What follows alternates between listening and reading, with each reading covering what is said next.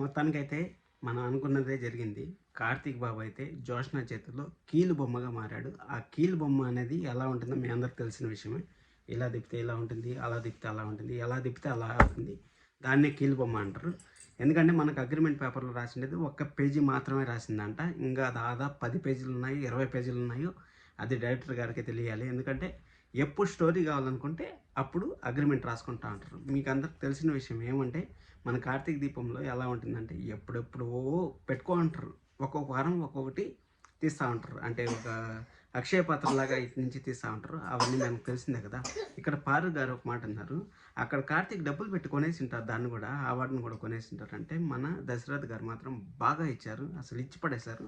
ఏం చెప్పారంటే అక్కడ ఒకవేళ కానీ డబ్బులతో కొనేది అయితే నీ మనవరాలు ఎప్పుడో కొనేసి ఉంటుంది పిన్ని అనేసి అయితే మాత్రం నెక్స్ట్ లెవెల్లో ఇచ్చారు. అలాగే శివనారాయణ గారు ఓటమిని అంగీకరించాలి సార్ మీరు. మీ మనవరాలు ఏదో ఒకటి ఫ్రాడ్ చేసి అయితే మీకు తెచ్చిస్తుంది, మీరేం బాధపడద్దండి. కార్తీక్ అయితే మీ ఇంటికి రాడు, అక్కడ కార్తీక్ అవార్డు ఫంక్షన్కి అయితే పోడు. కానీ కార్తీక్ బాధ అయితే మేము చూసి మేము కూడా బాధపడతాం ఖచ్చితంగా, అది మాత్రం జరిగేది.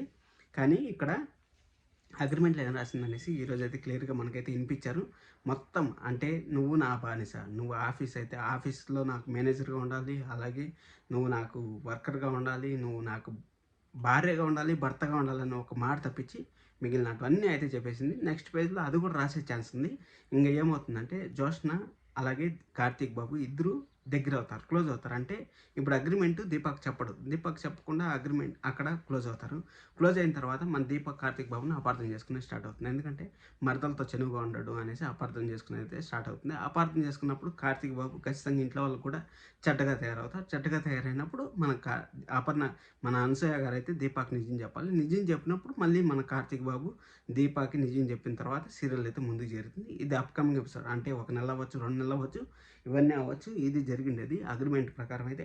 అలాగే మన కాశీ వాళ్ళు అయితే షూటు బూటు అన్నీ తెచ్చారు మన కార్తీక్కి. కానీ కార్తీక్ ఎలా రియాక్ట్ అవుతాడు, ఏమి ఆ ఇంట్లో ఎలా సిచ్యువేషన్ ఎలా క్రియేట్ చేస్తాడు ఏమని చూడాలి. కానీ అవార్డు తీసుకుంటే బాగుంటుంది. ఎందుకంటే అవార్డు చాలా ప్రెస్టీజియస్, కానీ అవార్డు తీసుకుంటే బాగుంటుంది. కానీ ఇక్కడ శివనారాయణ గారు అయితే తట్టుకోలేకపోతా ఉంటారు. మీరేమనుకుంటా ఉంటారో కామెంట్ చేయండి. మళ్ళా నేను అన్నీ రాసుకున్నాను, ఇక్కడ మొత్తం పాయింట్స్ అంతా రాసుకున్నాను. ఎందుకంటే మర్చిపోతాను, మీకు కొంచెం క్లారిటీ రాలేదనేసి మెసేజ్ చేశారు కదా, దానికోసం అనేసి. కార్తీక్ గెలిచాడు, అందరూ బాధలో ఉంటారు. కానీ ఇక్కడ ఏం చేయలేం శివనారాయణ గారు. మీ మనోరాలు అయితే మీకు ఏదో ఫ్రాడ్ చేసేది తెలిసింది, ఫ్రాడ్ చేసిందంటే ఇంకా కార్తీక్ అట్ట